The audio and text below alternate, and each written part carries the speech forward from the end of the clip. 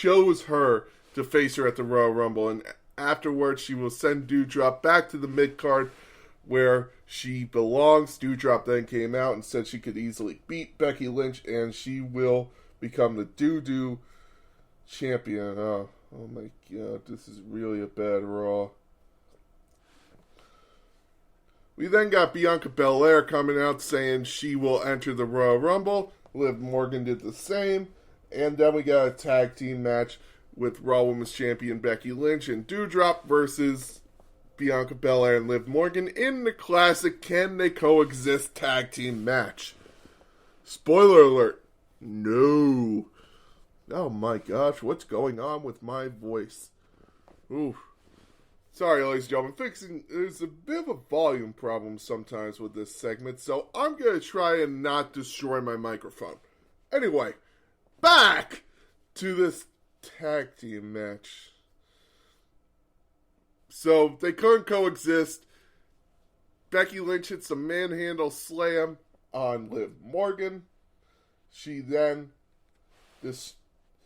goes to pin her. Doudrop breaks up the pin, tags herself in after trying to pin Liv Morgan when she wasn't a legal competitor. She then pulls Becky Lynch over to the ring apron, tags herself in, then pins Liv Morgan and hits the Doudrop bomb on Becky Lynch.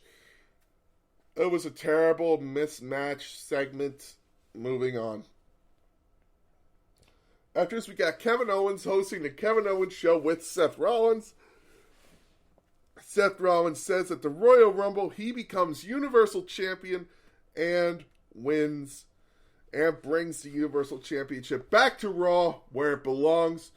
Kevin Owens then declared himself for the Royal Rumble and said at WrestleMania it will be Kevin Owens versus Seth Rollins for the Universal Championship. That would be a cool match, but I don't see it happening that way. After this, Damian Priest interrupted and said he will be in the Royal Rumble. He will also defeat Kevin Owens tonight in their match that is happening right now. That's right, Kevin Owens versus Damian Priest was the next match. It was an okay match. It was basically Damian Priest trying not to bring out Damian, which is what he calls his anger side. I really hate that. I hate that gimmick for him. I think if Damian Priest is going to be Damian Priest, let him be Damian Priest. It's stupid for someone to say, oh yeah, I'm not going to get mad in a match. That is idiotic to me. Kevin Owens would pick up the win after faking an injury. He would stunner Damian Priest. And that's probably going to be your United States Championship match at the Royal Rumble, by the way. It will probably be Damian Priest versus Kevin Owens. Kevin Owens would then stunner Damian Priest, becoming the first person to pin Damian Priest since Damian Priest moved to the main roster, by the way.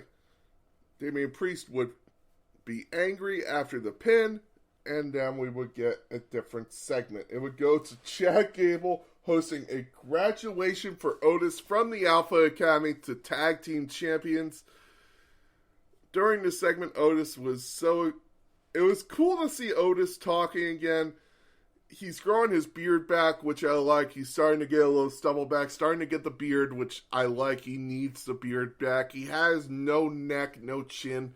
If you have a face like that, you need a beard, man. You need to be able to grow a beard. So Otis getting his beard back is something I'm really happy about. After this, so then we would get, as he was giving the speech and Chad Gable was about to give Otis his diploma, he would even make the joke that he says Otis doesn't have a last name, even though we know I think it's Dakotovich, because that would be his name in NXT. So they made a joke on Vince McMahon getting rid of last names like he likes to do with a lot of performers. He's done it before with, I'm not even going to go on the list so long. We would get Riddle come out and say that him and Randy want another shot at the Raw Tag Team Champions, and goddamn will this segment just end. This is how I felt, by the way, for all of Raw. Raw was not good this week. I will get into it with my letter grade. It was after this, Randy Orton would come out. He would attack Gable and Otis. Gable would say they have to compete I'm guessing, a test of intelligence. Randy Orton would say they accept. And by the way, hats off to Riddle and Orton for they were both wearing graduation robes and caps. I thought that was hilarious. We then got a backstage segment between Vince McMahon and Austin Theory. And Vince McMahon told Austin Theory if he fails to defeat Finn Balor tonight, he will beat the crap out of Austin Theory till he is nothing but blood, snot, and broken teeth. Then he will take a selfie with Theory's head and send it to Theory's mother. My God, Vince. Okay. I guess so. Alrighty. Moving on. Austin Theory would then have a very quick match with Finn Balor, and Finn Balor's first match in over a month.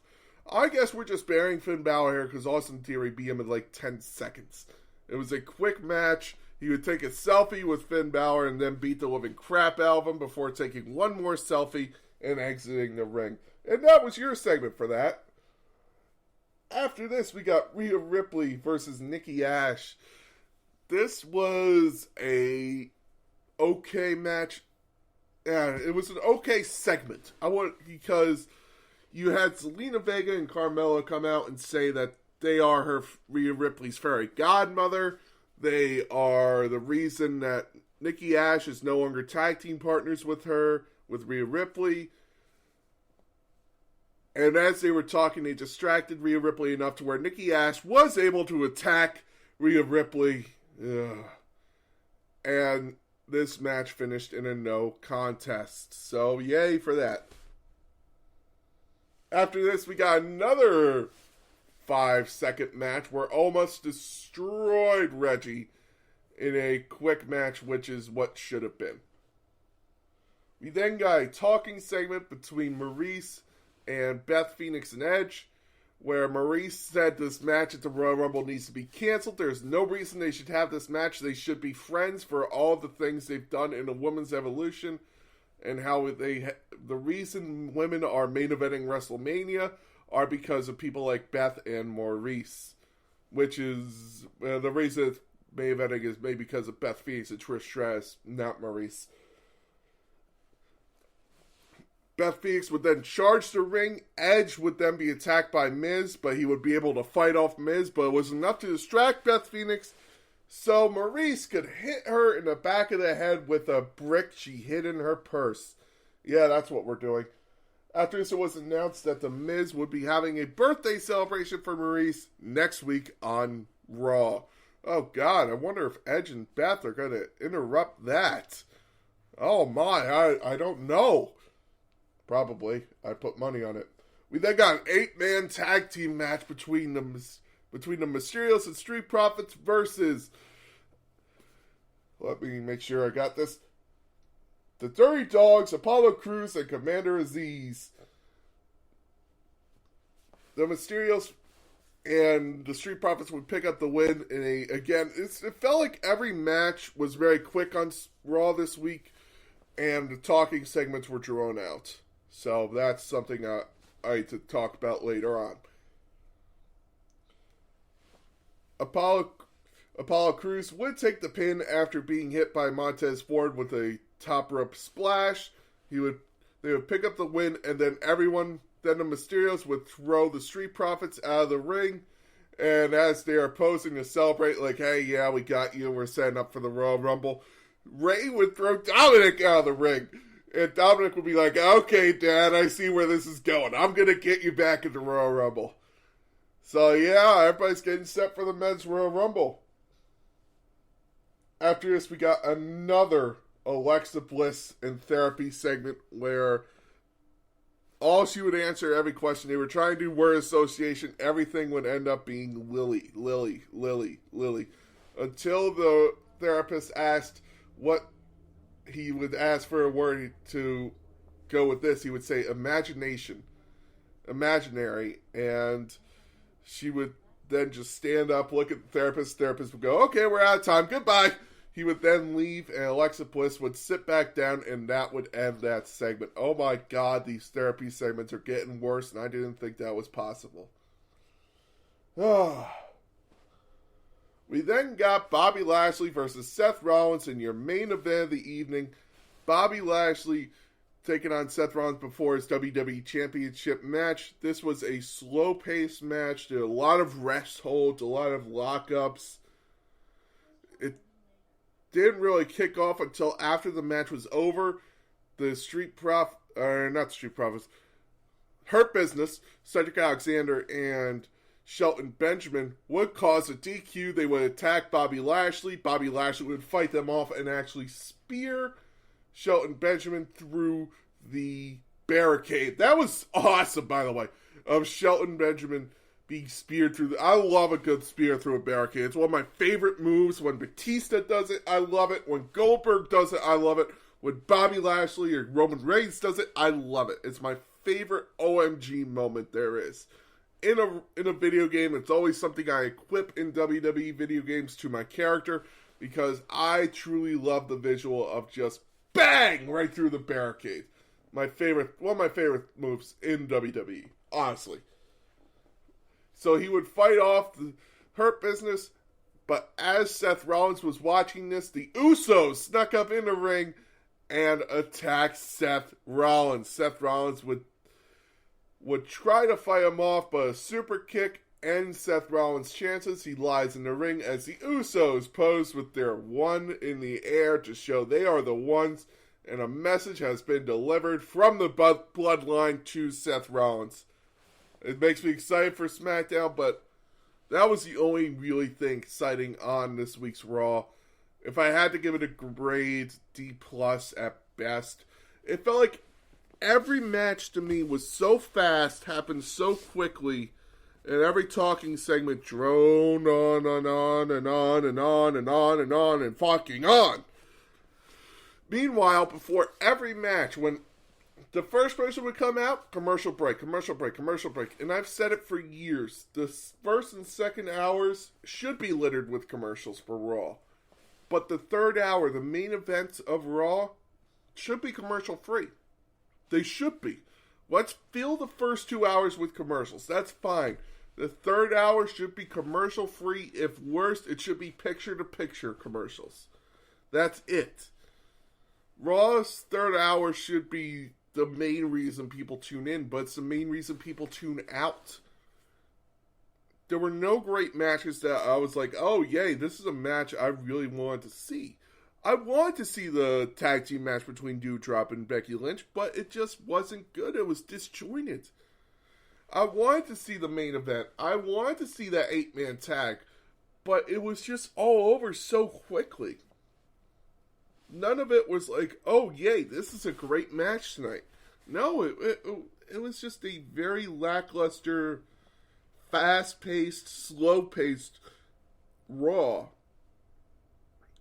It was not something that I liked. I did not like this Raw. No. D+ at best. D or D- at worst. So, yeah. That was your Monday Night Raw review for this week. Now we go on to a classic pay-per-view review. For those of you who still haven't heard, I am only doing Royal Rumbles that have a fucked up ending. A ending that left the crowd chanting bullshit or being pissed off or just going, what the fuck was that? So that is why I'm doing a review of the Royal Rumble 2014, a pay-per-view that has lived in infamy because of a YouTube video, which I will get into later.